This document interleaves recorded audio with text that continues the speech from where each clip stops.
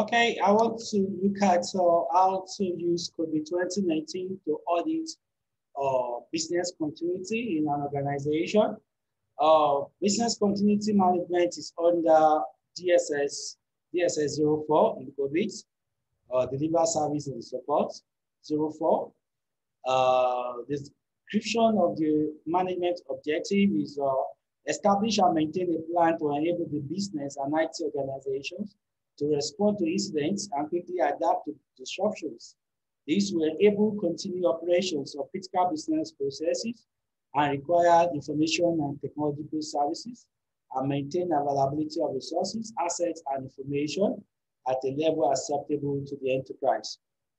So what that is saying is that the business and IT should be able to respond to unexpected events, which could disrupt operations, such that despite those events or incidents, you are still able to carry on your business activities.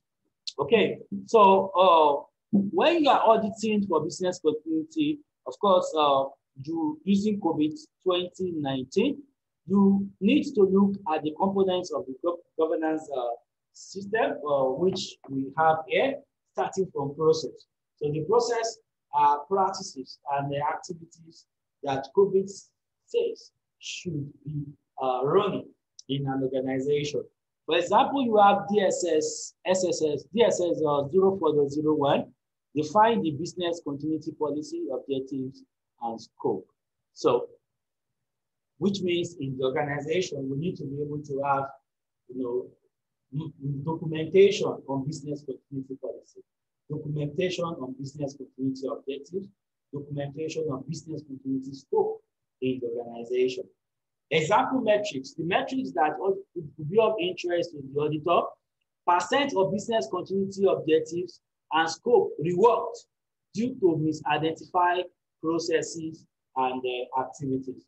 One thing that people often get wrong in business continuity planning is business impact analysis. Business impact analysis is the process that throws up the critical processes, the critical systems, and the recovery time objective, that is the acceptable downtime.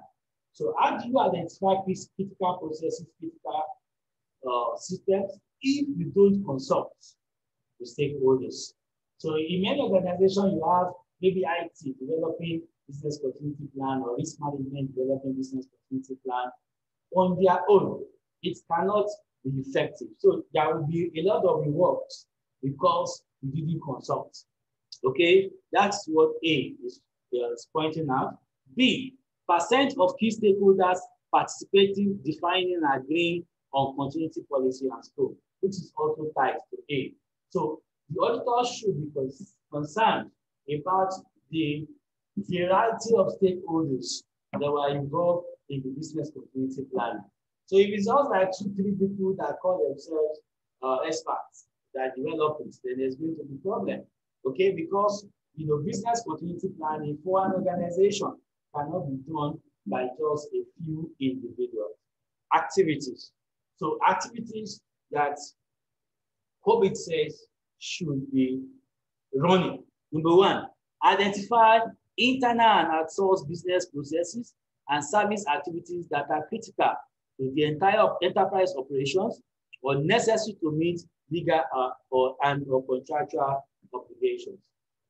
Because they may be out, they may not outsourced, or accountability for them stays with you. So the fact that you have outsourced those IT services does not mean that you are not accountable again for them. So when auditors should be concerned about services that have been outsourced, whether we have a no business continuity plan for them. So if the business continuity plan does not cover outsourced services, then there is a flag. So we can develop audit questionnaire around this. Number two, identify key stakeholders and roles and responsibility for defining and agreeing on continuity policy and scope. So do we have a business continuity manager? Do we have a risk manager in the organization? So in the organization, people should have assigned responsibilities for business continuity. You can build a questionnaire around that. Define and document the agreed minimum policy objectives and scope for business resilience. So what are we targeting or as per business continuity? What are our objectives? Is it just to meet legal requirements? Is it to meet customer expectation or both? Or there are other requirements. We need to be able to document those business continuity objectives. Number 4, identify essential supporting business processes and related IRT services. I mentioned that that's talking about BIA, business impact analysis. Have they done business impact analysis? Have they documented the critical business processes? Have they documented the critical applications and services? Have they documented the recovery time objectives for those processes and technologies? So you can build questionnaires around that also. Okay, so that is DSS 04.01. DSS 04.02, maintain business resilience. Evaluate business resilience options and choose a cost-effective and viable strategy that will ensure enterprise continuity, disaster recovery, and incident response in the face of a disaster or other major incidents or disruption. What are the metrics the auditor should be concerned about? Total downtime resulting from major incidents or disruption. So you want to look at the logs. How many times have the system been done in the last 1 year, the last 2 years, the last 6 months? In the time covered by the audits. Percent of key stakeholders involved in business impact analysis, evaluating the impact over time of the disruption to critical business functions and the effects that the disruption will have on them. I've talked about that also, that the extent, the diversity of stakeholders involved in BIA, business impact analysis, business continuity plan is very, very important. So when the auditor can determine that only a limited department or a limited number of people are involved, they know that that plan will not work. Activities. Identify potential scenarios likely to give rise to events that could cause significant disruptive incidents. So that's talking about risk identification. They have a risk register. That is what that audit question is. Audit question we can ask them. Is there a risk register? Number 2, conduct a business impact analysis to evaluate the impact over time of a disruption to critical business functions and the effects that a disruption will have on them. So, is there a BIA document? The auditor will also ask, have BIA been done? They say yes, give me the documentation. Number 3, establish the minimum time required to recover a business process and supporting information and technology based on an acceptable length of business interruption and maximum tolerable outage. What is that talking about? Recovery time objective. How long can your system or application or process be done before you start incurring losses due to downtime? Idle time, rents be paid, so you are not working, salaries are going to get paid. So people that are idle, machines are idle, raw materials are idle, wasting away. So we need to have a recovery time objective. So once we determine the recovery time objective, we are working towards that. So our technology for business resilience, our alternative sites must be able to meet up with that recovery time objective. Then determine the conditions and owners of key decisions that will cause the continuity plans to be invoked. What constitutes a disaster for the organization? It must be documented. So you cannot just invoke a business continuity plan for just anything. You must have categorization of events that can lead to the invocation of the business continuity plan. All right, assess the likelihood of threats that could cause loss of business continuity. Identify measures that will reduce the likelihood and impact through improved prevention and increased resilience. So Identify your risk. Then you must also have a risk management plan. Risk avoidance, risk mitigation, risk acceptance, risk transfer. So all the threats that can work against the continuity of the processes must be documented. Then we must also have a list of responses that management has approved to mitigate or to respond to those threats. Okay. Also analyze continuity requirements to identify possible strategic business and technical options. So what are the business continuity requirements? Okay, we need to know maybe there is a government imposition. There may be a regulatory requirement, there may be a legal requirement, there may be a business requirement. So we need to be able to document those requirements, and the auditors will ask whether those requirements are documented. The 7, identify resource requirement and cost for each strategic technical option and make strategic recommendations. So it's not just enough to say, oh, we are going to deploy hot sites, or we are going to deploy a warm site. What are the requirements? People requirements, training requirements, hardware requirements, software requirements, and we need to cost those requirements. The number 8, obtain executive business approval for selected strategic option. So whatever option we have chosen to manage the business continuity risk must be approved. So we also want to see an approved documentation as regard that.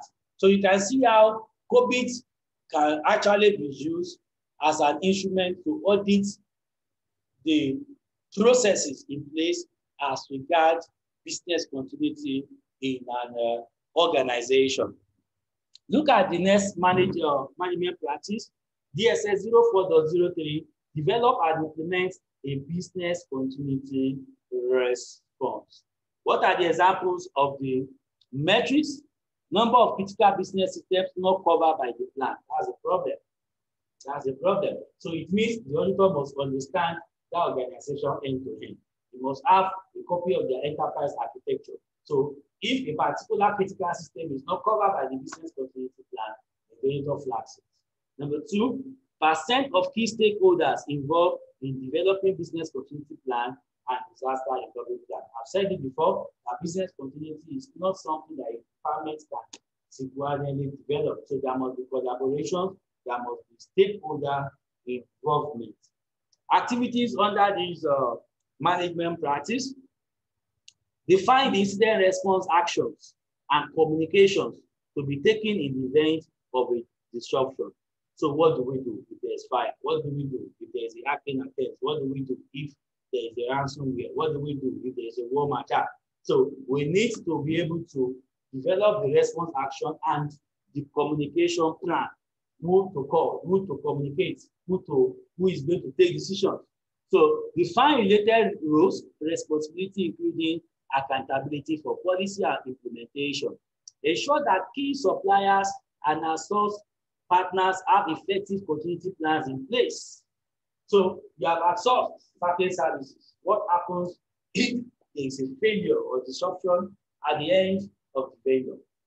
Do they have a business continuity plan? Do they have a disaster recovery plan? Auditors must find out.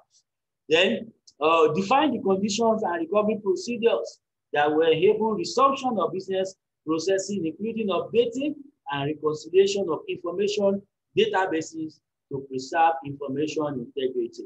So the auditors need to ask whether we have documentation of procedures that will be taken if a system crashes. We have a database crash. What do? Do we have a backup somewhere? Is the backup regularly updated? So all these are areas of all these questions that can be asked by the auditor. Then define and document the resources required to support the continuity and recovery procedures, considering people that will be needed, facilities, and IT infrastructure. The 6, define and document the information backup requirements required to support the plan, including plans, paper documents, as well as data files. Consider the need for security and offsite storage. So your business continuity plan, you have a copy in the office, you must have a copy of site. In case you cannot access your head office, so your business continuity plan is locked up there, or there is a fire, business continuity plan goes to get destroyed with the building, then what do? So you need to have copies of your business continuity plan and disaster recovery plan off site. All right, so auditors need to ask questions around that also. Determine required skills for individuals involved in executing the plan and procedures. Yes, you have a business continuity plan. They say, yes, we have. Now, do you have trained people on business continuity? So I want to see evidence of training on business continuity, maybe ISO 22301 lead implementer, ISO 22301 lead implementing, lead auditor. All right, so disaster recovery managers, certifications. So I want to see evidence of those specialized training on business continuity on disaster recovery.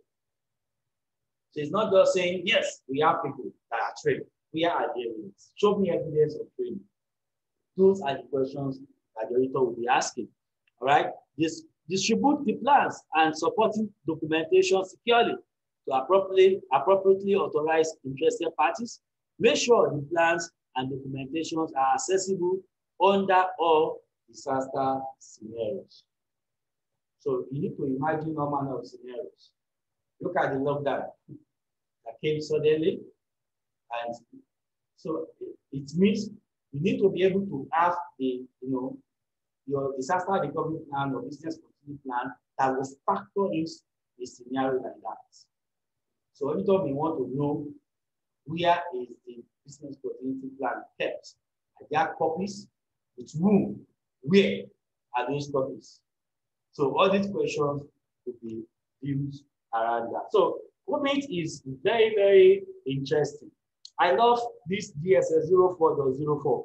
Exercise, test, and review the business continuity plan and disaster response plan. Fine, you have a business continuity plan. Is it workable? The only way you will know it's workable is through test. So the auditor want to ask whether they've been doing business continuity test, disaster recovery test. So auditor want to look at frequency of tests. Maybe they've done a test 1 year ago, 2 years ago. You want to know how regular are the tests. You can build all these questions around that.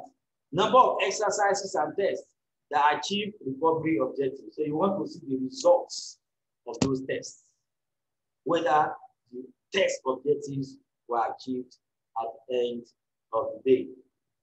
Look at activities. I'm rounding up now. One, define objectives for exercising and testing the business, technical, logistical, administrative, procedural, and operational systems of the plan to verify completeness of the BCP and DRP meeting business rates. So you want to see testing objective documentation. The auditor can ask, why are you testing? That will be a statement of that.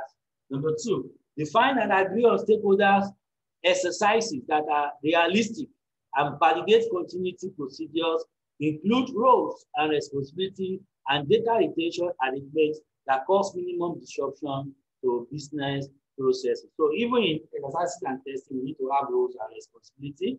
We need to be able to consider stakeholder exercises. So a lot of time it's just fire drill. You have to consider other departments. Let's do DRP concerning finance. Let's speak audit. Let's speak HR. All right. Let's speak customer service. So we need to do exercise and test that covers all the stakeholders, at least the critical stakeholders rather, in the organization. Then assign roles and responsibility for performing business continuity plan, exercise and test. Number four, schedule exercises and test activities as defined in the continuity plan. So it must be regular. Very important. Maybe it's done quarterly, it's done twice a year, and the frequency must be adhered to. Okay, conduct a post-exercise debriefing and analysis to consider the achievement. So it's not enough to just do a test. You need to debrief at the end. You need to write a post-test report. Was it successful? Did people resume on time? Did people know what to do? Was the objective achieved,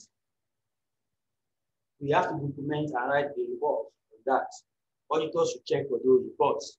6, based on the results of the review, develop recommendations for improving the current continuity plans. Remember the term is to plan, do, check, act. So check. Testing is under check. Plan the business continuity. Do, implement the business continuity.